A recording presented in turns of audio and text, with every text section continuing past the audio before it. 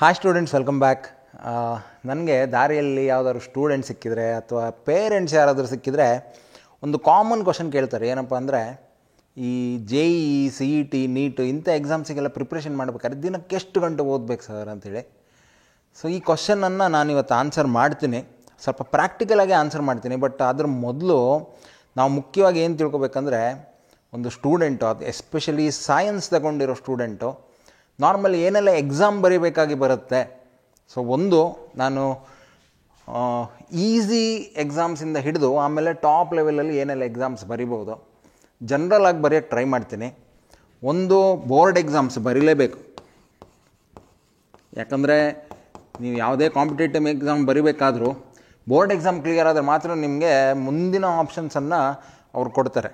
Engineering ಹೋಗಬೇಕು, medical ಹೋಗಬೇಕು ಅಂತಿದ್ರೆ ಇದು ಕಾಮನ್, ಇದು ಬರೀಲೇಬೇಕು. ಆಮೇಲೆ ನೆಕ್ಸ್ಟು ಈಸಿಯೆಸ್ಟ್ ಎಕ್ಸಾಮ್ ಅಂದರೆ ನಮ್ಮ KCET, common entrance test. So CET ಅದ್ರ ಜೊತೆಗೆ ಇನ್ನಿಷ್ಟು ಪ್ರೈವೇಟ್ ಎಕ್ಸಾಮ್ಸ್, ಅಂದರೆ ಪ್ರೈವೇಟ್ ಇನ್ಸ್ಟಿಟ್ಯೂಷನ್ಸ್ಗಳು ಕೆಲವೊಂದು ಅವರದ್ದೇ ಎಕ್ಸಾಮ್ಸ್ಗಳನ್ನು ಕಂಡಕ್ಟ್ ಮಾಡ್ತವೆ. ಲೈಕ್ ಈಗ ಮಣಿಪಾಲ್ ಇರ್ಬೋದು ಅಥವಾ ನಿಟ್ಟೆ ಅವರ ಇನ್ಸ್ಟಿಟ್ಯೂಷನ್ಸ್ ಸೇರಿ ಒಂದು ಎಕ್ಸಾಮ್ಸ್ ಮಾಡ್ತವೆ. ಸೊ ಇಂಥ ತುಂಬ ಎಕ್ಸಾಮ್ಸ್ ಇದೆ, ಆಯಿತಾ, ಅದನ್ನು ನೇಮ್ ಮಾಡೋಕ್ಕೆ ಹೋಗಲ್ಲ ನಾನು. ಸೊ ಇನ್ನು ಇಷ್ಟು ಪ್ರೈವೇಟ್ ಎಕ್ಸಾಮ್ಸ್ ಇರುತ್ತೆ. ಸೊ ಇವುಗಳ ಒಂದು ಡಿಫಿಕಲ್ಟಿ ಲೆವೆಲ್ ಆಲ್ಮೋಸ್ಟ್ ಸೇಮ್ ಇರುತ್ತೆ ಅಂತ ಹೇಳ್ಬೋದು. ನೆಕ್ಸ್ಟ್ ಸ್ವಲ್ಪ ಡಿಫಿಕಲ್ಟ್ ಬರುವಂಥ ಎಕ್ಸಾಮ್ ಅಂದರೆ ಈ JEE ಮೈನ್.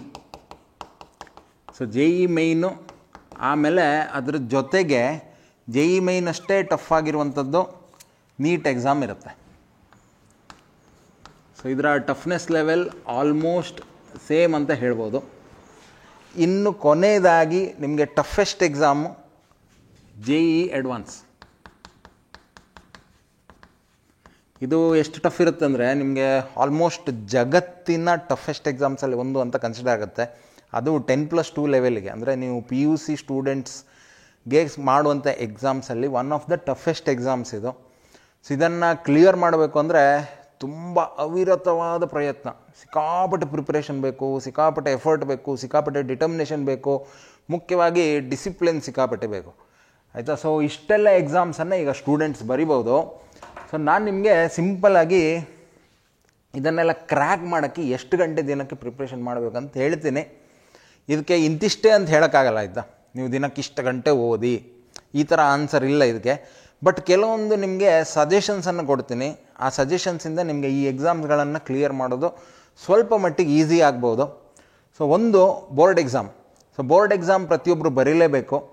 ಇದೊಂದು ಬೇಸ್, ಅಂದರೆ ನೀವು ಯಾವುದೇ ಎಕ್ಸಾಮ್ ಬೇರೆ ಏನಾದ್ರು ಬರೀಬೇಕು, ಬೇರೆ ಇನ್ಸ್ಟಿಟ್ಯೂಷನ್ಸಿಗೆ ನಿಮಗೆ ಅಡ್ಮಿಷನ್ ಸಿಗಬೇಕು ಅಂತಿದ್ರೆ ಇದೊಂದು ಫೌಂಡೇಶನ್ ಆಗುತ್ತೆ, ಆಯಿತಾ. ಇದನ್ನು ನೀವು ಸ್ಕಿಪ್ ಮಾಡೋಕ್ಕಾಗೋದೇ ಇಲ್ಲ. ನೀವು ಇಲ್ಲೇ ಡುಮ್ಕಿ ಹೊಡೆದ್ರಿ ಅಂದ್ಕೊಳ್ಳಿ, ಆಯಿತಾ, ಮುಂದೋಗಿ ಏನು ಮಾಡ್ತೀರಾ ಥಿಂಕ್ ಮಾಡಿ. ಬೋರ್ಡ್ ಎಕ್ಸಾಮೇ ಕ್ಲಿಯರ್ ಮಾಡೋಕ್ಕಾಗ್ದಿದ್ದವರು ಇನ್ನು ಇದಿಷ್ಟು ನಾನೀಗ ಟಫ್ನೆಸ್ ಲೆವೆಲಲ್ಲಿ ಇದು ನೋಡಿ ಈಸಿಯೆಸ್ಟ್ ಎಕ್ಸಾಮ್ ಇದು.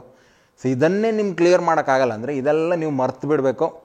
ಆದಷ್ಟು ಇದ್ರ ಮೇಲೇ ಕಾನ್ಸಂಟ್ರೇಟ್ ಮಾಡಿ ಮುಂದೆ ಹೋಗಿ ಈ ಕೆಲವು ನಾವೇನು ಹೇಳ್ತೀವಿ BScನೋ ಅಥವಾ ಸೈನ್ಸ್ ತೊಗೊಂಡು ಬೇರೆ ಇನ್ನಷ್ಟು ಆಪ್ಷನ್ಸ್ಗಳಿವೆ, ಅಂಥದ್ದೆಲ್ಲ ಆಪ್ಷನ್ಸನ್ನು ನೀವು ಚೂಸ್ ಮಾಡಬೇಕು. ಬಿಟ್ಟರೆ ಇದಕ್ಕೆಲ್ಲ ಡೈರೆಕ್ಟಾಗಿ ಕೆಲವ್ರು ಮಾಡೋ ಮಿಸ್ಟೇಕ್ ಏನು ಗೊತ್ತಾ, ಡೈರೆಕ್ಟಾಗಿ ನಾನು JEE ಅಡ್ವಾನ್ಸ್ ಬರೆದುಬಿಡ್ತೀನಿ. ಆ ಥರ ಆಗಲ್ಲ. ನೀವು ಈಗ ನೋಡಿ, ಫಸ್ಟ್ ಸ್ಟ್ಯಾಂಡರ್ಡ್ ಮುಗಿಸಿ ಸೆಕೆಂಡ್ ಸ್ಟ್ಯಾಂಡರ್ಡಿಗೆ ಹೋದ್ರಿ, ಸೆಕೆಂಡ್ ಸ್ಟ್ಯಾಂಡರ್ಡ್ ಮುಗಿಸಿ ಥರ್ಡ್ ಸ್ಟ್ಯಾಂಡರ್ಡಿಗೆ ಹೋದ್ರಿ, ಅಲ್ಲೆಲ್ಲೂ ಸ್ಕಿಪ್ ಮಾಡೋಕ್ಕಾಗಲ್ಲ. ಅದೇ ಥರ ಇದು ಒಂದೊಂದೇ ಮೆಟ್ಲು ಹತ್ತಿ ಹೋಗ್ಬೇಕು. ಬಿಟ್ಟರೆ ಡೈರೆಕ್ಟಾಗಿ ನಾನು ಇದನ್ನೇ ನಾನು ಕ್ಲಿಯರ್ ಮಾಡಿಬಿಡ್ತೀನಿ, ಚಾನ್ಸೇ ಇಲ್ಲ. ಓಕೆ, ಸೊ ಫಸ್ಟು ಸ್ಟೂಡೆಂಟ್ ಮಾಡಬೇಕಾಗಿರೋ ಕೆಲಸ ಏನಂದರೆ JEE ಬಿಟ್ಟಾಗಿ ಬೋರ್ಡ್ ಎಕ್ಸಾಮನ್ನು ಫಸ್ಟು ಕ್ಲಿಯರ್ ಮಾಡುವಷ್ಟು ಪ್ರಿಪರೇಷನನ್ನು ಮಾಡ್ಕೊಳ್ಬೇಕು. ಜೊತೆಗೆ ಇದೆಲ್ಲ ಎಕ್ಸಾಮ್ಸ್ನ ಪ್ರಿಪ್ರೇಷನ್ ಇದೆಯಲ್ಲ, ಇದು ಹ್ಯಾಂಡ್ ಇನ್ ಹ್ಯಾಂಡ್ ಹೋಗ್ಬೇಕು. ತುಂಬ ಜನ ಮಾಡೋ ಮಿಸ್ಟೇಕ್ ಏನಂದರೆ, ಫಸ್ಟ್ PUCಯಲ್ಲಿ ಬೋರ್ಡ್ ಎಕ್ಸಾಮ್ಸಿಗೆ ಹೆವಿ ಪ್ರಿಪ್ರೇಷನ್ ಮಾಡಿದರು, ಸೆಕೆಂಡ್ PUCಯಲ್ಲೂ ಬೋರ್ಡ್ ಎಕ್ಸಾಮ್ಸಿಗೆ ಹೆವಿ ಪ್ರಿಪ್ರೇಷನ್ ಮಾಡಿದರು. ಈ ಪ್ರಿಪ್ರೇಷನ್ ಮಾಡೋ ಮಧ್ಯ ಇದು ಯಾವುದಕ್ಕೂ ಇಂಪಾರ್ಟೆನ್ಸೇ ಕೊಟ್ಟಿರಲ್ಲ, ಆಯಿತಾ. CET ಅಲ್ವಾ, ಹೇಗೂ ಸೆಕೆಂಡ್ ಇಯರ್ ಬೋರ್ಡ್ ಎಕ್ಸಾಮ್ ನಂತರ ಬರುವಂಥದ್ದು, ಆವಾಗ ಪ್ರಿಪ್ರೇಷನ್ ಮಾಡಿದರೆ ಆಯಿತು ಅಂತ ಅಂದ್ಕೋತಾರೆ. ಬಟ್ ಆ ಥರ ಇಲ್ಲ. ಇದೇನೆಂದರೆ ಹ್ಯಾಂಡ್ ಇನ್ ಹ್ಯಾಂಡ್ ಹೋಗಬೇಕು. ನೀವು ಬೋರ್ಡ್ ಎಕ್ಸಾಮಿಗೆ ದಿನಕ್ಕೆ 2 ಗಂಟೆ ಪ್ರಿಪ್ರೇಷನ್ ಮಾಡ್ತೀರಂತಿದ್ರೆ ಕಾಂಪಿಟೇಟಿವ್ ಎಕ್ಸಾಮ್ಸಿಗೂ ಡೇ 1ನಿಂದ, ಅಂದರೆ ನೀವು ಫಸ್ಟ್ PUC ಈಗ ಏನು ಸ್ಟಾರ್ಟ್ ಮಾಡಿದ್ದೀರಾ ಅಲ್ಲಿಂದ ಡೇ 1ನಿಂದ ನಿಮ್ಮ ಕಾಂಪಿಟೇಟಿವ್ ಎಕ್ಸಾಮ್ ಪ್ರಿಪ್ರೇಷನ್ ಜರ್ನಿನೂ ಸ್ಟಾರ್ಟ್ ಆಗಬೇಕು. ಈ ಥರ ಮಾಡೋದ್ರಿಂದ ಲಾಸ್ಟ್ ಮಿನಿಟಿಗೆ ನಿಮಗೆ ಪ್ರೆಷರ್ ಬೀಳಲ್ಲ. ಸೊ ಅದನ್ನು ನಿಮ್ಗೆ ಹೇಳ್ಕೊಡ್ತೀನಿ ಯಾವ ಥರ ಮಾಡಬೇಕು ಅಂತೇಳಿ. ಸೊ ನೆಕ್ಸ್ಟ್ ಬರುತ್ತೆ ಈ CET, ಆಮೇಲೆ ಈ ಪ್ರೈವೇಟ್ ಎಕ್ಸಾಮ್ಸ್ಗಳು. ಇದರ ಟಫ್ನೆಸ್ ಲೆವೆಲ್ಲು ಸ್ವಲ್ಪ ಅಂದರೆ ಬೋರ್ಡ್ ಎಕ್ಸಾಮ್ಸ್ಗಿಂತ ಜಾಸ್ತಿ. ಬಟ್ ಈ JEE ಮೇನು ಮತ್ತು ನೀಟ್ ಏನಿದೆ ಅದಕ್ಕಿಂತ ಕಡಿಮೆ ಇರುತ್ತೆ ಆಯಿತಾ. ಹಾಗಾಗಿ ಮತ್ತು ಇದರಲ್ಲಿ ಕೆಲವೊಂದಿಷ್ಟು ಅಡ್ವಾಂಟೇಜ್ಗಳಿದೆ, ಮುಂದೆ ಬರುವ ದಿನಗಳಲ್ಲಿ ನಿಮ್ಗೆ ಹೇಳ್ತೀನಿ CET ಯಾಕೆ ಸ್ವಲ್ಪ ಈಸಿ ಅಂಥೇಳಿ. ಸೊ ಇದಕ್ಕೂ ನೀವು ಪ್ರಿಪ್ರೇಷನ್ ಹ್ಯಾಂಡ್ ಇನ್ ಹ್ಯಾಂಡ್ ಮಾಡಬೇಕು. ಕೊನೆಗೆ ಇದು ನಿಮಗೆ ಕೆಪಾಸಿಟಿ ಇದೆ ಅಂತಿದ್ದರೆ ನೆಕ್ಸ್ಟ್ ಲೆವೆಲಿಗೆ ಹಾರಬೇಕು, ಅದು JEE ಮೇನ್ ಮತ್ತು ನೀಟ್. ಈಗ ನೀವು ಮೆಡಿಕಲಿಗೆ ಹೋಗ್ತೀರಾ ಅಂತಿದ್ರೆ ಇವಾಗ ಇಂಡಿಯಾದಲ್ಲಿ ಒಂದೇ ಒಂದು ಎಂಟ್ರೆನ್ಸ್ ಎಕ್ಸಾಮ್. ಮೊದಲು ತುಂಬ ಎಕ್ಸಾಮ್ಸ್ ಇತ್ತು, PMTs ಅಂತಿತ್ತು, ಆಮೇಲೆ all India institute of medical science ಅಂತಿದೆ, ಏಮ್ಸ್ ಅಂತೇಳಿ. ಸೊ ಅವರದ್ದು ಒಂದು ಸಪ್ರೇಟ್ ಎಕ್ಸಾಮ್ ಇತ್ತು. ಆಮೇಲೆ ಪ್ರತಿ ಸ್ಟೇಟ್ದು ಅವರದ್ದೇ ಎಂಟ್ರೆನ್ಸ್ ಎಕ್ಸಾಮ್ಸ್ ಇತ್ತು. ಸೊ ಈ ಥರ ತುಂಬ ಎಂಟ್ರೆನ್ಸ್ ಎಕ್ಸಾಮ್ಸ್ ಇತ್ತು. ಸೊ ಇಷ್ಟು ರಗಳೇನೆ ಬೇಡ ಅಂಥೇಳಿ ಈಗ ಒಂದೇ ಒಂದು ಎಕ್ಸಾಮ್ ಮಾಡಿಬಿಟ್ಟಿದ್ದಾರೆ, ಯುನಿಫೈಡ್ ಎಕ್ಸಾಮ್, ಒಂದೇ ಒಂದು ನೀಟ್ UG ಆಯಿತಾ. ಅಂಡರ್ ಗ್ರ್ಯಾಜುಯೇಟ್ ಕೋರ್ಸಿಗೆ ನೀಟನ್ನು ಬರೀಬೇಕು. ಸೊ ಅದು ಮಾಡೋದ್ರಿಂದ ಕೆಲವೊಂದು ಬೆನಿಫಿಟ್ ಆಗಿದೆ, ಕೆಲವೊಂದು ಡಿಸ್ಅಡ್ವಾಂಟೇಜು ಆಗಿದೆ. ಅದು ನೆಕ್ಸ್ಟ್ ನೋಡೋಣ ಮುಂದೆ ಬರೋ ದಿನಗಳಲ್ಲಿ. ಸೊ ಇದು ನೆಕ್ಸ್ಟ್ ಬರೋವಂಥ toughest exam. And finally JEE advance. ಈ JEE ಅಡ್ವಾನ್ಸ್ ಹೆಂಗೆ ಹೇಳ್ಬೋದು ಅಂದರೆ, ಇಷ್ಟು ಥಿಂಕ್ ಮಾಡಿ, ಇಷ್ಟು ವರ್ಷದಿಂದ ಏನು IIT ಎಂಟ್ರೆನ್ಸ್ ಎಕ್ಸಾಮ್ಸ್ ನಡ್ಕೊಂಡು ಬಂದಿದೆ, ಅದರ ಕ್ವಶನ್ ಪೇಪರ್ ನೀವು ಎಷ್ಟೇ ಹುಡುಕಿ ಬೇಕಾದರೆ ಆಯಿತಾ, ನಿಮಗೆ ರಿಪೀಟೆಡ್ ಕ್ವಶನ್ ನೋಡೋಕ್ಕೆ ಸಿಗೋಲ್ಲ. ಅಂದರೆ ಈ ವರ್ಷ ಬಂದಿರೋ ಕ್ವಶನ್ಸು ನೆಕ್ಸ್ಟ್ ವರ್ಷ ಬರೋಲ್ಲ, ಅದ್ರ ನೆಕ್ಸ್ಟ್ ವರ್ಷ ಬಂದಿರೋದು ಅದ್ರ ನೆಕ್ಸ್ಟ್ ವರ್ಷ ಬರೋಲ್ಲ, ಅಥವಾ ಇಷ್ಟು ವರ್ಷ ಬಂದಿರೋದು ನೀವು ಎಷ್ಟೇ ಪ್ರಿಪ್ರೇಷನ್ ಮಾಡ್ಕೊಂಡು ಹೋಗಿ ಮುಂದಿನ ವರ್ಷ ಆ ಕ್ವಶನೇ ಬರೋಲ್ಲ. ಸೊ ಪ್ರತಿ ವರ್ಷ ಹೊಸ ಕ್ವಶನ್ಸು, ಪ್ರತಿ ವರ್ಷ ಹೊಸ ಕ್ರಿಯೇಟಿವಿಟಿ, ಪ್ರತಿ ವರ್ಷ ನಿಮ್ಮ ಇಂಟೆಲಿಜೆನ್ಸನ್ನು ಟೆಸ್ಟ್ ಮಾಡುವಂಥ ಚಾಲೆಂಜಿಂಗ್ ಕ್ವಶನ್ಸ್ ಇರುವಂಥ ಒಂದು ಎಕ್ಸಾಮ್ ಅದು. ಸೊ ನಾನು ನಿಮ್ಗೆ ಸಜೆಸ್ಟ್ ಮಾಡೋದೇನೆಂದರೆ, JEE ಅಡ್ವಾನ್ಸ್ ನೀವು ಪ್ರಿಪ್ರೇಷನ್ ಮಾಡ್ತೀರಂತಿದ್ರೆ ನೀವು ಸ್ವಲ್ಪ ಅರ್ಲಿ ಸ್ಟಾರ್ಟ್ ಮಾಡಬೇಕಾಯ್ತಾ. ಸೊ ಈಗ ಬರೋಣ ಈ ಎಕ್ಸಾಮ್ ಪ್ರಿಪ್ರೇಷನ್ ಮಾಡೋಕ್ಕೆ ದಿನಕ್ಕೆ ಎಷ್ಟೆಷ್ಟು ಗಂಟೆ ಓದಬೇಕು ಅಂತೇಳಿ. ಸೊ ಫಸ್ಟು ಒಂದು ಹೇಳಿಬಿಡ್ತೀನಿ. ಈಗ ಒಬ್ರು ಬಂದು ನಂಗೆ ಕ್ವಶನ್ ಕೇಳ್ತಾರೆ ಆಯಿತಾ, ಸರ್ ದಿನಕ್ಕೆ ಎಷ್ಟು ಗಂಟೆ ಪ್ರಿಪ್ರೇಷನ್ ಮಾಡ್ಬೇಕಂದಾಗ ನಾನು ಅವ್ರಿಗೆ ಫಸ್ಟ್ ಕೇಳೋದು, ನೀವು ಎಷ್ಟನೇ ಕ್ಲಾಸಲ್ಲಿದ್ದೀರಾ ಅಥವಾ ಯಾವ ಫೇಸಲ್ಲಿದ್ದೀರಾ ಅಂತ ಫಸ್ಟ್ ಕೇಳಿಬಿಡ್ತೀನಿ. ಈಗ ನೀವು ಸೆಕೆಂಡ್ PUC ಇದ್ಕೊಂಡು ಈ ಕ್ವಶನ್ ಕೇಳಿದರೆ ಅದಕ್ಕೆ ಬೇರೆಯೇ ಆನ್ಸರ್ ಇರುತ್ತೆ. ಫಸ್ಟ್ PUC ಇದ್ಕೊಂಡು ಈ ಕ್ವಶನ್ ಕೇಳಿದರೆ ಅದಕ್ಕೆ ಬೇರೆಯೇ ಆನ್ಸರ್ ಇರುತ್ತೆ. ಇನ್ನು ನೀವು 8th ಸ್ಟ್ಯಾಂಡರ್ಡ್, ಯಾಕಂದರೆ ಸಿಟೀಸಲ್ಲೆಲ್ಲ ಫೌಂಡೇಶನ್ ಕೋರ್ಸ್ ಅಂತ ಮಾಡ್ತಾರೆ. ಅಲ್ಲಿ ಹೆಂಗಂದರೆ 8ನೇ ಕ್ಲಾಸಿಂದಲೇ ಇದಕ್ಕೆಲ್ಲ ಪ್ರಿಪ್ರೇಷನ್ ಮೊದಲಿಂದಲೇ ಸ್ಟಾರ್ಟು ಆಯಿತಾ. 8ನೇ ಕ್ಲಾಸ್, 9ನೇ ಕ್ಲಾಸ್, 10ನೇ ಕ್ಲಾಸಲ್ಲಿ ಸೈಡ್ ಬೈ ಸೈಡು ಈ JEE ಟಾಪಿಕ್ಸ್ ಏನಿದೆ ಅಥವಾ ನೀಟ್ ಟಾಪಿಕ್ಸ್ ಏನಿದೆ ಅದನ್ನೆಲ್ಲ ಫಸ್ಟಿಗೆ ಕಲ್ತ್ಕೊಂಡು ಇನ್ನು PUCಗೆ ಹೋಗ್ಬೇಕಾದ್ರೆ ಸ್ವಲ್ಪ ಅಡ್ವಾನ್ಸ್ ಲೆವೆಲಲ್ಲಿ ಪ್ರಿಪ್ರೇಷನ್ ಮಾಡಿ ಇಂಥ ಎಕ್ಸಾಮ್ಸನ್ನು ಕ್ರ್ಯಾಕ್ ಮಾಡೋಕ್ಕೆ ಪ್ರಯತ್ನ ಮಾಡ್ತಾರೆ. ಸೊ ಫಸ್ಟ್ ಬರುವಂಥ ಕ್ವಶನ್ ಏನಂದರೆ, ನೀವು ಯಾವ ಫೇಸಲ್ಲಿದ್ದೀರಾ, ಫಸ್ಟ್ PUC ಅಥವಾ ಇವಾಗ ಸೆಕೆಂಡ್ PUC ಅಥವಾ ಸೆಕೆಂಡ್ PUC ಎಲ್ಲ ಮುಗಿಸಿ ಕೆಲವ್ರು ಏನು ಮಾಡ್ತಾರೆ, ಈ ಡ್ರಾಪ್ ತಗೊಂಡು ನೆಕ್ಸ್ಟ್ ಇನ್ನೊಂದು ವರ್ಷ ಟ್ರೈ ಮಾಡ್ತಾರೆ. ಸೊ ಆ ಫೇಸಲ್ಲಿದ್ದೀರಾ ಅಥವಾ ಇನ್ನೂ ಹೈಸ್ಕೂಲಲ್ಲಿದ್ದೀರಾ, ಈ ಕ್ವಶನ್ ಇಂಪಾರ್ಟೆಂಟ್ ಆಗುತ್ತೆ. ಹೈಸ್ಕೂಲಲ್ಲಿದ್ದೀರಾ ಅಂತಿದ್ರೆ ಇಟ್ಸ್ ವೆರಿ ಗುಡ್. ಯಾಕಂದರೆ ಒಂದು ಅರ್ಥ ಮಾಡ್ಕೊಳ್ಳಿ, ಈ ರೇಸನ್ನು ಯಾರು ಫಸ್ಟ್ ಸ್ಟಾರ್ಟ್ ಮಾಡ್ತಾರಲ್ಲ ಅವರಿಗೊಂದು ಅಡ್ವಾಂಟೇಜ್ ಇದ್ದೇ ಇರುತ್ತೆ. ಯಾಕಂದರೆ ಅವ್ರು ಒಂದು ಸ್ಟೆಪ್ ಮುಂದಿರ್ತಾರೆ. ಸೊ ಎಷ್ಟು ಬೇಗ ಸ್ಟಾರ್ಟ್ ಮಾಡ್ತಿರೋ ಅಷ್ಟು ಅಡ್ವಾಂಟೇಜಲ್ಲಿ ಇರ್ತೀರ. ಹಾಗಂತೇಳಿ ಲೇಟ್ ಸ್ಟಾರ್ಟ್ ಮಾಡಿದವರು ಕ್ಲಿಯರ್ ಮಾಡೋಕ್ಕಾಗಲ್ಲ, ಆ ಥರ ಅಲ್ಲ ಆಯಿತಾ. ಒಂದು ಚಿಕ್ಕ ಅಡ್ವಾಂಟೇಜ್, ಈಗ ಥಿಂಕ್ ಮಾಡಿ, ರೇಸಲ್ಲಿದ್ದಾರೆ, ಯಾರೋ ಒಬ್ಬ ವಿಸಿಲ್ ಹೊಡೆ ಮೊದಲೇ ಓಡೋಕ್ಕೆ ಸ್ಟಾರ್ಟ್ ಮಾಡ್ದೆ, ಗೇಮಲ್ಲಿ ಫೌಲ್ ಅದು. ಬಟ್ ಈ ಎಕ್ಸಾಮ್ಸಲ್ಲಿ ಆ ಥರ ಫೌಲ್ ಅಲ್ಲ. ಅಂದರೆ ಒಬ್ಬ 8ನೇ ಕ್ಲಾಸಲ್ಲೇ ಸ್ಟಾರ್ಟ್ ಮಾಡಿದರೆ ಅವನಿಗೇನು ಎಕ್ಸಾಮ್ ಬರಿಬೇಡಿ ಅಂತ ಯಾರೂ ಹೇಳಲ್ಲ, ಸರಿ ಅಲ್ವಾ. ಸೊ ಸ್ವಲ್ಪ ಬೇಗ ಸ್ಟಾರ್ಟ್ ಮಾಡೋದು ಒಳ್ಳೆಯದು. ಸೊ ನೀವು ಹೈಸ್ಕೂಲಲ್ಲಿದ್ದರೆ ವೆರಿ ಗುಡ್. ಇವಾಗ first PUC still you are in the race ಆಯಿತಾ, ಏನು ಹೆದರ್ಕೋಬೇಕಾಗಿಲ್ಲ, ಇಂಥ ಎಕ್ಸಾಮ್ಸನ್ನು ಕ್ಲಿಯರ್ ಮಾಡ್ಬೋದು. ಇವಾಗ ಸೆಕೆಂಡ್ PUC ನನ್ನ ಸಜೆಷನ್ನು ಇದೊಂದು ಫಸ್ಟಿಗೆ ಡಿಲೀಟ್ ಮಾಡಿಬಿಡಿ. ಅಂದರೆ ನೀವು ಇಷ್ಟು ತನಕ ಅದ್ರ ಬಗ್ಗೆ ಥಿಂಕೇ ಮಾಡಿಲ್ಲ ಅಂತಿದ್ರೆ ಇನ್ನು ಮುಂದೆ ಥಿಂಕ್ ಮಾಡೋಕ್ಕೆ ಹೋಗಬೇಡಿ. ಯಾಕಂದರೆ ಇದಿಷ್ಟು ಎಕ್ಸಾಮ್ಸ್ ಇದೆಯಲ್ಲ ಅದನ್ನಾದರೂ ಅಟ್ಲೀಸ್ಟ್ ಕ್ಲಿಯರ್ ಮಾಡಿ. ಇದನ್ನು ಡಿಲೀಟ್ ಮಾಡಿ ಸದ್ಯಕ್ಕೆ.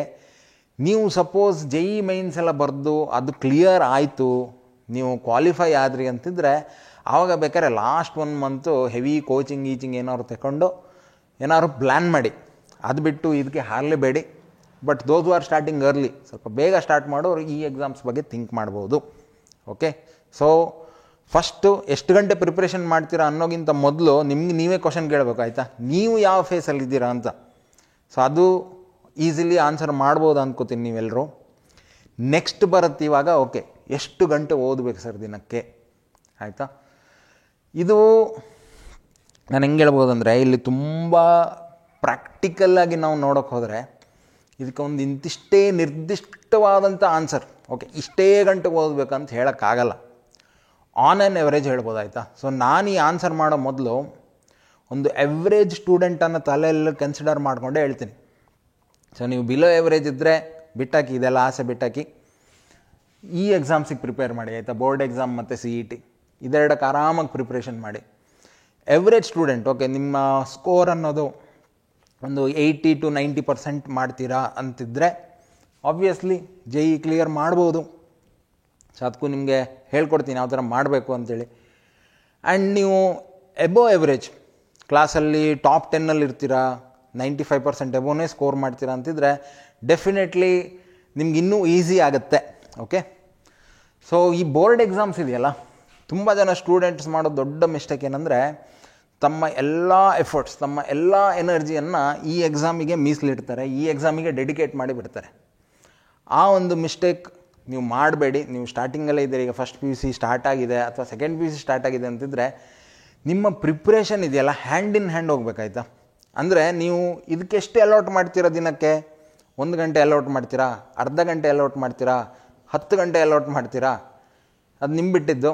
ಬಟ್ ನೀವು ಬೋರ್ಡ್ ಎಕ್ಸಾಮಿಗೆ ಎಷ್ಟು ಅಲಾಟ್ ಮಾಡ್ತೀರೋ ಅಷ್ಟೇ ಟೈಮನ್ನು ನೀವು ಕಾಂಪಿಟೇಟಿವ್ ಎಕ್ಸಾಮ್ಸಿಗೂ ಅಲಾಟ್ ಮಾಡಬೇಕು. ತುಂಬ ತುಂಬ ಇಂಪಾರ್ಟೆಂಟ್ ಇದು. ಇದನ್ನು ನೀವು ಮಿಸ್ ಮಾಡಿದ್ದೀರಿ ಅಂದರೆ ಮುಂದೋಗಿ ಭಾಳ ಕಷ್ಟಪಡ್ತೀರ ಆಯಿತಾ. ಸೊ ಬೋರ್ಡ್ ಎಕ್ಸಾಮಿಗೆ ಸ್ವಲ್ಪ ಪ್ರಾಕ್ಟಿಕಲಾಗಿ ಥಿಂಕ್ ಮಾಡೋಣ. ಒಬ್ಬ ಸ್ಟೂಡೆಂಟ್ ನೋಡಿ ದಿನಕ್ಕೆ 8 ಗಂಟೆ ನಿದ್ದೆ ಬೇಕು ಅಂತಾರೆ. ಬಟ್ ನೀವೀಗ ಲೈಫ್ನ ಒಂದು ಇಂಪಾರ್ಟೆಂಟ್ ಫೇಸಲ್ಲಿದ್ದೀರಾ. ಸೊ ಒಂದು 2 ಗಂಟೆ ಕಡಿಮೆ ನಿದ್ದೆ ಮಾಡಿದರೆ ನಡೆಯುತ್ತೆ. ಯಾಕಂದರೆ ನಿಮ್ಮ ಬಿಸಿ ರಕ್ತ ಜೋಶಲ್ಲಿರ್ತೀರ. ಈ 8 ಗಂಟೆ ನಿದ್ದೆ ಯಾರಿಗಂದರೆ ಇಲ್ಲ ತೀರ ಚಿಕ್ಕ ಮಕ್ಕಳಿಗೆ, ಇಲ್ಲ ಒಂದು 35-40 ಏಜ್ ಆಗುತ್ತಲ್ಲ ಅವರಿಗೆ 8 ಗಂಟೆ ನಿದ್ದೆ ಬೇಕು ಹೆಲ್ದಿಯಾಗಿರೋಕ್ಕೆ. ಬಟ್ ನಿಮ್ಮ ಏಜಲ್ಲಿ ಅದನ್ನು ನೀವು ರೆಡ್ಯೂಸ್ ಮಾಡ್ಬೋದು. 6 hours, ಸದ್ಯಕ್ಕೆ 6 hours ಮಾಡ್ಕೊಳ್ಳಿ. ಇನ್ನು ಎಕ್ಸಾಮಿಗೆ ಇನ್ನೇನು 1 ತಿಂಗಳಿದೆ ಅನ್ಬೇಕಾದ್ರೆ ಅಲ್ಲೂ ನೀವು ಸ್ವಲ್ಪ ಶಾರ್ಟ್ ಕಟ್ ಮಾಡ್ಬೋದು ಆಯಿತಾ. ಸ್ವಲ್ಪ ಅದನ್ನು ಶಾರ್ಟನ್ ಮಾಡಿ 5.5 ಗಂಟೆನೋ 5 ಗಂಟೆ ನಿದ್ದೆ ಮಾಡಿದರೂ ಸಾಕಾಗತ್ತೆ. ಓಕೆ, ಬಟ್ ಇವಾಗಲೇ ಒಂದೇ ಸಲ ಅದನ್ನು ಮಾಡೋಕ್ಕೆ ಹೋಗಬೇಡಿ, ಗ್ರ್ಯಾಜುವಲಿ ಮಾಡೋಕ್ಕೆ ಹೋಗಿ. ನೀವೀಗ ಸಪೋಸ್ 8 ಗಂಟೆ ಮಲಗ್ತೀರಾ ಅಂತಿದ್ದರೆ ಒಂದೇ ದಿನಕ್ಕೆ 6 ಗಂಟೆಗೆ ರೆಡ್ಯೂಸ್ ಮಾಡ್ಕೋಬೇಡಿ, ಸ್ಲೋಲಿ ಮಾಡಿ. ನಾಳೆ ದಿನ ಒಂದು 1/4 ಗಂಟೆ ಕಡಿಮೆ ನಿದ್ದೆ ಮಾಡಿ, ಅದನ್ನೇ 1 ವಾರ ಪ್ರಾಕ್ಟೀಸ್ ಮಾಡಿ. ಆಮೇಲೆ ಇನ್ನೊಂದು 1/4 ಗಂಟೆ ಕಡಿಮೆ ಮಾಡ್ಕೊಳ್ಳಿ, ಅದನ್ನು 1 ವಾರ ಪ್ರಾಕ್ಟೀಸ್ ಮಾಡಿ. ಸೊ ಹೀಗೆ ನೀವು 2 ತಿಂಗಳು ಮಾಡ್ತಾನೆ ನೀವು 8 ಗಂಟೆಯಿಂದ 6 ಗಂಟೆಗೆ ರೆಡ್ಯೂಸ್ ಮಾಡ್ಬೋದು. ಒಂದೇ ಸಲ ಮಾಡಿದರೆ ಆಮೇಲೆ ನಾಳೆ ಕ್ಲಾಸಲ್ಲಿ ತಲೆ ತಿರುಗಿ ಬೀಳೋದು ಅಥವಾ ಇನ್ನೇನೋ ಹೊಸ ಪ್ರಾಬ್ಲಮ್ ಸ್ಟಾರ್ಟ್ ಆಗೋದು ಆ ಥರ ಆಗುತ್ತೆ. ನಾವು ಏನೇ ಥಿಂಗ್ಸನ್ನು ಮಾಡಬೇಕಿದ್ದು ಗ್ರ್ಯಾಜುವಲಿ ಮಾಡಬೇಕು. ಬಿಟ್ಟರೆ ಒಂದೇ ಸಲ ನಾವು ಜೋಶಲ್ಲೆಲ್ಲ ಮಾಡ್ತೀವಿ ಅಂದರೆ ಆಗಲ್ಲ ಆಯಿತಾ. ಸೊ ಪ್ಲ್ಯಾನಿಂಗ್ ಅನ್ನೋದು ತುಂಬ ಇಂಪಾರ್ಟೆಂಟ್ ಆಗುತ್ತೆ. ಸೊ ನೀವು 8 ಗಂಟೆ ಮಲಗ್ತೀರಾ ಅಂತಿದ್ರೆ ಕಡಿಮೆ ಮಾಡಿ, 6 hours ರೆಡ್ಯೂಸ್ ಮಾಡ್ಕೊಳ್ಳಿ ಆಯಿತಾ. ತುಂಬ ಇಂಪಾರ್ಟೆಂಟ್. ಈ ಥರ ಮಾಡೋದ್ರಿಂದ ನಿಮಗೆ ದಿನಕ್ಕೆ 2 ಗಂಟೆ ಜಾಸ್ತಿ ಸಿಗುತ್ತೆ ಆಯಿತಾ. ಎಲ್ರಿಗೂ ದಿನಕ್ಕೆ 24 ಗಂಟೆ ಇರೋದು, ಬಟ್ ಪ್ರಾಕ್ಟಿಕಲಿ ನಿಮಗೆ 26 hours ಸಿಕ್ಕಂಗೆ ಆಯಿತು. ಸೊ ಅದೊಂದು ಅಡ್ವಾಂಟೇಜ್ ಆಗುತ್ತೆ. ಇನ್ನು 8 ಗಂಟೆಗಿಂತ ಜಾಸ್ತಿ ಮಲಗ್ತೀರ ಅಂತಿದ್ರೆ ಈ ವಿಡಿಯೋನಿಲ್ಲೇ ಕ್ಲೋಸ್ ಮಾಡಿಕೊಂಡು ನೀವು ನೋಡೋದು ಬಿಟ್ಟೇ ಬಿಡಿ ಆಯಿತಾ. ಚಾನ್ಸೇ ಇಲ್ಲ 8 ಗಂಟೆಗಿಂತ ಜಾಸ್ತಿ. ಕುಂಭಕರ್ಣ ವಂಶದವರು. ಸೊ ಆ ಥರ ಮಾಡಬೇಡಿ. 8 ಗಂಟೆ ಒಳ್ಳೆ ಹೆಲ್ದಿ ಲೈಫ್ ಲೀಡ್ ಮಾಡೋಕ್ಕೆ 6 hours ಇಸ್ ಇನಫ್ ಸದ್ಯಕ್ಕೆ. ಸೊ 6 hours ನಿಮಗೆ ನಿದ್ದೆಗೆ ಹೋಯ್ತು ದಿನದ 24 ಗಂಟೆಯಲ್ಲಿ, ಇನ್ನು 18 ಗಂಟೆ ಉಳಿತು. ಇನ್ನು ನಿಮ್ಮ ದಿನನಿತ್ಯದ ಕೆಲಸಗಳು ಅಲ್ಲೆಲ್ಲ ಸ್ವಲ್ಪ ಫಾಸ್ಟ್ ಮಾಡಿ ಆಯಿತಾ. ಸ್ನಾನಕ್ಕೆ ಅರ್ಧ ಗಂಟೆ ತಗೊಳ್ಳೋರಿದ್ದಾರೆ, 1 ಗಂಟೆ ತಗೊಳ್ಳೋರಿದ್ದಾರೆ. 5 minutes ಆಯಿತಾ. 5 minutes ಊಟ ತಿಂಡಿ ಕಾಫಿ ಗೀಪಿ ಮಜಾ ಮಾಡಬೇಕು. ಇದಕ್ಕೆಲ್ಲ ನೀವು ಮ್ಯಾಕ್ಸಿಮಮ್ ದಿನಕ್ಕೊಂದು 40 to 50 ನಿಮಿಷ ಬೇಡ 1 hour ಸ್ಪೆಂಡ್ ಮಾಡಿ ಆಯಿತಾ. ಅದಕ್ಕಿಂತ ಜಾಸ್ತಿ ನೀವು ಸ್ಪೆಂಡ್ ಮಾಡಿದರೆ ಭಾಳ ಕಷ್ಟಪಡ್ತೀರ ಮುಂದೆ. So 5, 6 okay, 6 + 1 7 hours. ಇನ್ನೂ 17 ಗಂಟೆ ಉಳಿದಿದೆ. ಇನ್ನು ನೀವು ಕಾಲೇಜಿಗೆ ಹೋಗಬೇಕು.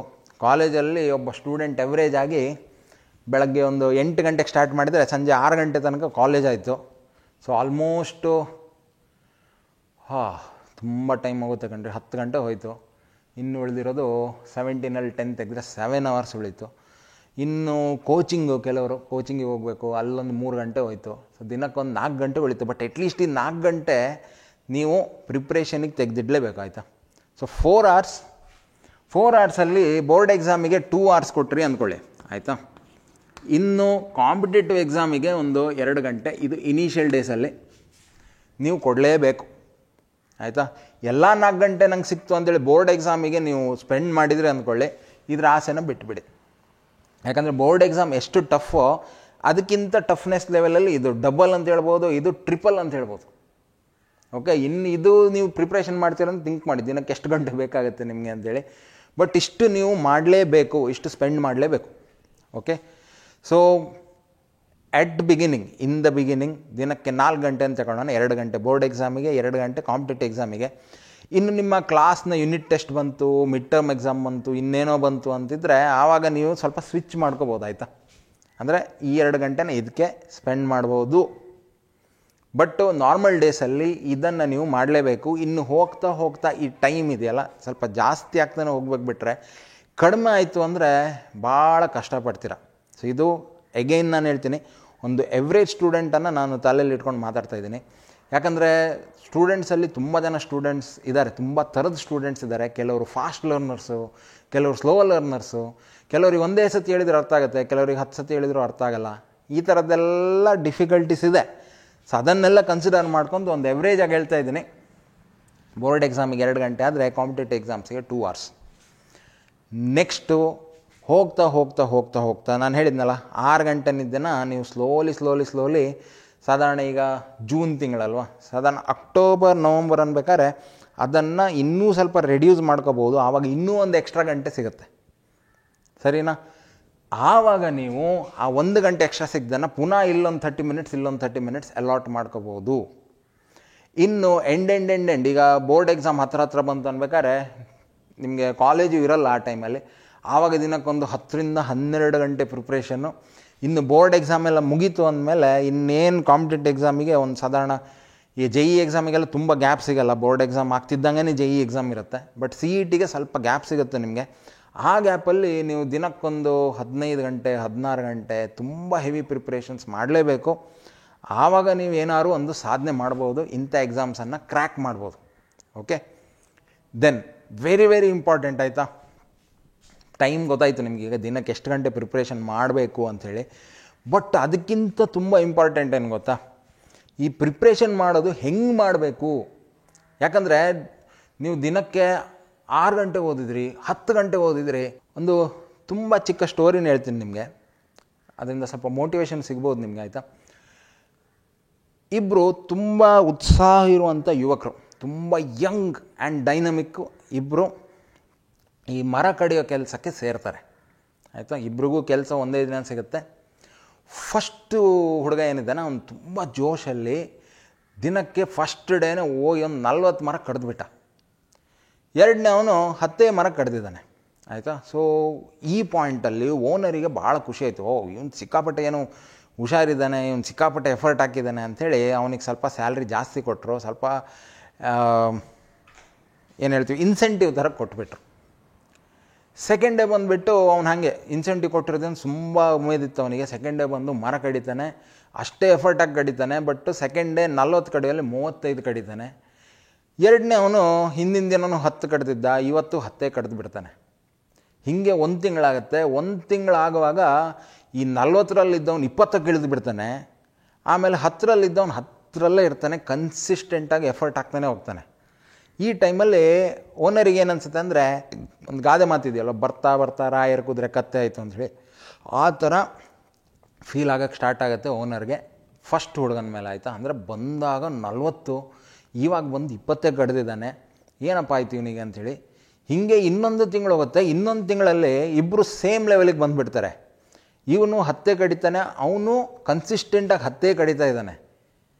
1 ತಿಂಗಳಲ್ಲಿ ಇವನಿಗೆ 5 ಮರ ಕಡಿಯೋಕ್ಕೂ ಕಷ್ಟಪಡ್ತಾನೆ. ಬಟ್ ಅವನು ಸೆಕೆಂಡ್ ಅವನೇನಿದ್ದಾನೆ ಅವನು 10 ಮರ ಡೈಲಿ ಕಡಿತಾನೆ ಹೋಗ್ತಾನೆ.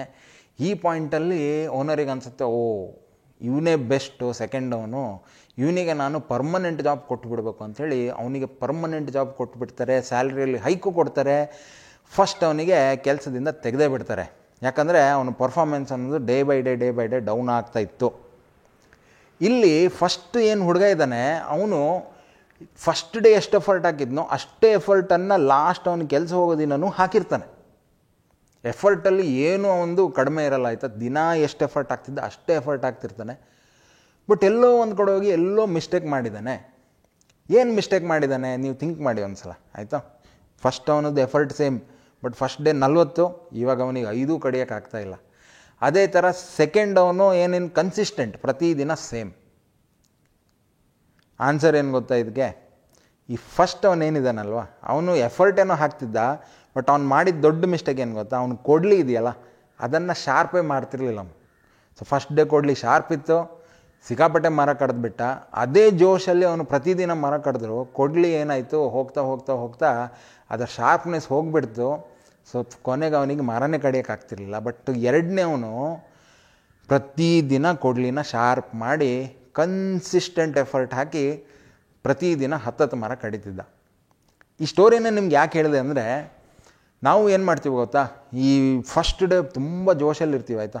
ಫಸ್ಟ್ ಎಕ್ಸಾಮ್ ನೀವು ಥಿಂಕ್ ಮಾಡಿ, ಫಸ್ಟ್ ಎಕ್ಸಾಮಲ್ಲಿ ಹೆವಿ ಸ್ಕೋರ್, ಒಳ್ಳೆ ಸ್ಕೋರ್ ಮಾಡ್ತೀರಾ. ಬಟ್ ಅದೇ ಸ್ಕೋರನ್ನು ನಮಗೆ ಮಿಡ್ ಟರ್ಮ್ ಬರೋವರೆಗೆ ಮೇಂಟೈನ್ ಮಾಡೋಕ್ಕಾಗಲ್ಲ. ಇನ್ನು ಫೈನಲ್ ಎಕ್ಸಾಮ್ ಬರೋದ್ರೊಳಗೆ ನಮ್ಮ ಪರ್ಫಾರ್ಮೆನ್ಸ್ ಡಿಕ್ರೀಸ್ ಆಗ್ತಾ ಇರುತ್ತೆ.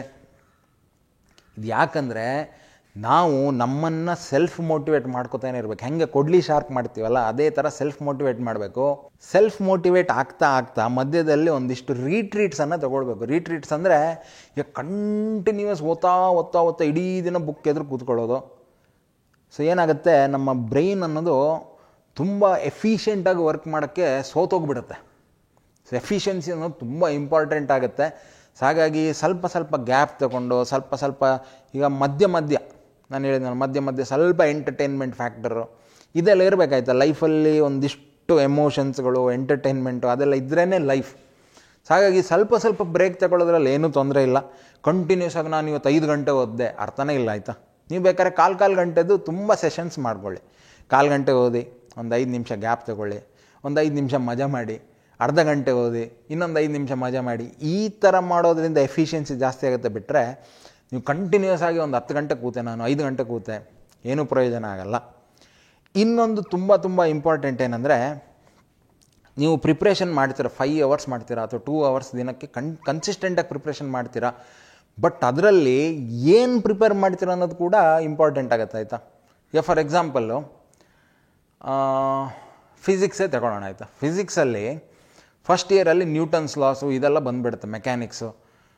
ತುಂಬ ಏನು ಮಾಡ್ತಾರೆ ಸ್ಟೂಡೆಂಟ್ಸು, ಬದ್ದು ಎಲ್ಲ ಎನರ್ಜಿ ಎಫರ್ಟನ್ನು ಆ ಚಾಪ್ಟರ್ ಓದ್ಕೊಂಡು ನ್ಯೂಟನ್ಸ್ ಲಾ ಅದು ಇದು ಅಂಥೇಳಿ ಎಲ್ಲ ಪ್ರಾಬ್ಲಮ್ ಸಾಲ್ವ್ ಮಾಡೋಕ್ಕೆ ಸ್ಟಾರ್ಟ್ ಮಾಡ್ತಾರೆ. ಬಟ್ ನೀವು ಅರ್ಥ ಮಾಡ್ಕೋಬೇಕೇನೆಂದರೆ, ಈ ಫೈನಲ್ ಈ CET ಎಕ್ಸಾಮ್ ಅಥವಾ JEE ಎಕ್ಸಾಮ್ ಇರುತ್ತಲ್ವ, ಅದರಲ್ಲಿ ಈ ನ್ಯೂಟನ್ಸ್ ಲಾ ಅನ್ನೋದಕ್ಕೆ ಎಷ್ಟು ವೆಯ್ಟೇಜ್ ಇದೆ ಅನ್ನೋದು ಇಂಪಾರ್ಟೆಂಟ್. ನೀವು ಅಷ್ಟೆಲ್ಲ ಓದಿ ಕೊನೆಗೆ ಒಂದೇ ಕ್ವಶನ್, 60 ಕ್ವಶನ್ಸಲ್ಲಿ ಒಂದೇ ಕ್ವಶನ್ ಅದರಿಂದ ಬರುತ್ತೆ ಅಂತಿದ್ರೆ ನೀವು ಎಷ್ಟು ಟೈಮ್ ವೇಸ್ಟ್ ಮಾಡಿದ್ರಿ ಅದನ್ನು ಅರ್ಥ ಮಾಡ್ಕೊಳ್ಬೇಕಾಯ್ತಾ. ಹಾಗಾಗಿ ನಿಮ್ಮ ಸಿಲೆಬಸ್ಸಲ್ಲಿ ಹೆವಿ ವೆಯ್ಟೇಜ್ ಟಾಪಿಕ್ ಅಂತ ಇರುತ್ತೆ. ಸೊ ಆ ಹೆವಿ ವೆಯ್ಟೇಜ್ ಟಾಪಿಕ್ ಮೇಲೆ ನೀವು ಜಾಸ್ತಿ ಟೈಮ್ ಸ್ಪೆಂಡ್ ಮಾಡಿದರೆ ಈಸಿಲಿ ಎಕ್ಸಾಮನ್ನು ಕ್ರ್ಯಾಕ್ ಮಾಡ್ಬೋದು. ಫಾರ್ ಎಕ್ಸಾಂಪಲ್ಗೆ ಕರೆಂಟ್ ಎಲೆಕ್ಟ್ರಿಸಿಟಿ ಅಂತ ಟಾಪಿಕ್ ಇದೆ, ಅದರಿಂದ ಒಂದು 4-5 ಕ್ವಶನ್ ಡೆಫಿನೆಟ್ ಬರುತ್ತೆ CETಯಲ್ಲಿ, ಪ್ರತಿ ವರ್ಷ ಬರುತ್ತೆ. ಅದೇ ನ್ಯೂಟನ್ಸ್ ಲಾ ಇಂದ ಒಂದೇ ಒಂದು ಕ್ವಶನ್ ಬರುತ್ತೆ. ಸೊ ಈಗ ನೀವು ಥಿಂಕ್ ಮಾಡಿ ಯಾವುದ್ರ ಮೇಲೆ ಜಾಸ್ತಿ ಟೈಮ್ ಸ್ಪೆಂಡ್ ಮಾಡಬೇಕು. ನ್ಯೂಟನ್ಸ್ ಲಾ ಮೇಲೆ ಜಾಸ್ತಿ 2 ಅವರ್ಸ್ ಸ್ಪೆಂಡ್ ಮಾಡ್ತೀರಾ, ಅಥವಾ ಕರೆಂಟ್ ಎಲೆಕ್ಟ್ರಿಸಿಟಿ ಮೇಲೆ 2 ಅವರ್ಸ್ ಸ್ಪೆಂಡ್ ಮಾಡ್ತೀರಾ. ಸೊ ಇದು ತುಂಬ ಇಂಪಾರ್ಟೆಂಟ್ ಆಗುತ್ತೆ ಆಯಿತಾ. ಪ್ಲಸ್ ನೀವು ಎಷ್ಟು ಪ್ರಾಬ್ಲಮ್ ಸಾಲ್ವ್ ಮಾಡ್ತೀರಾ ಅದು ಇಂಪಾರ್ಟೆಂಟ್ ಆಗಲ್ಲ. ಈಗ ಫಾರ್ ಎಕ್ಸಾಂಪಲ್ಲು ಒಂದೇ ಫಾರ್ಮುಲಾ, ಈಗ sin squared theta plus cos squared theta equal to 1, ಇದರ ಮೇಲೆ ಒಂದು 1000 ಪ್ರಾಬ್ಲಮ್ ಸಿಗುತ್ತೆ ನಿಮಗೆ ಕಾಂಪಿಟೇಟಿವ್ ಎಕ್ಸಾಮ್ ಬುಕ್ಸಲ್ಲಿ, ಅಥವಾ ನಿಮಗೆ ಬೇರೆ ಯಾವುದೇ ಬುಕ್ಸ್ ತೊಗೊಂಡು ಸುಮಾರು ಪ್ರಾಬ್ಲಮ್ ಸಿಗುತ್ತೆ. ಸೊ ನೀವು ದಿನ ಇಡೀ ಕೂತ್ಕೊಂಡು sin squared theta plus cos squared theta equal to 1 ಅದ್ರ ಮೇಲೆ ಬಂದಂಥ ತುಂಬ ಒಂದು 40-50 ಪ್ರಾಬ್ಲಮ್ ಸಾಲ್ವ್ ಮಾಡಿದರೆ ಅಂದ್ಕೊಳ್ಳಿ. ಆನ್ ದ ಅದರ್ ಹ್ಯಾಂಡ್ ಇನ್ನೊಂದು ಸ್ಟೂಡೆಂಟು ಬೇರೆ ಫಾರ್ಮುಲಾ ಇರುವಂಥ ಅಥವಾ ಬೇರೆ ಟೈಪ್ ಬೇರೆ ವೆರೈಟಿನ 50 ಪ್ರಾಬ್ಲಮ್ ಸಾಲ್ವ್ ಮಾಡ್ದೆ ಅಂದ್ಕೊಳ್ಳಿ. ಈಗ ಇಬ್ಬರಲ್ಲಿ ಯಾರು ಅಡ್ವಾಂಟೇಜಲ್ಲಿ ಇದ್ದಾರೆ ಥಿಂಕ್ ಮಾಡಿ. ಅರ್ಥ ಆಯ್ತಾ? ಒಂದೇ ಥರದ್ದು 50 ಪ್ರಾಬ್ಲಮ್ ಸಾಲ್ವ್ ಮಾಡ್ತೀರಾ, ಅಥವಾ ಒಂದು 50 ವೆರೈಟಿದು ಬೇರೆ ಥರ ಪ್ರಾಬ್ಲಮ್ ಸಾಲ್ವ್ ಮಾಡ್ತೀರಾ. ಸೊ ಇದಿಷ್ಟು ಮ್ಯಾಟ್ರ್ ಆಗುತ್ತೆ.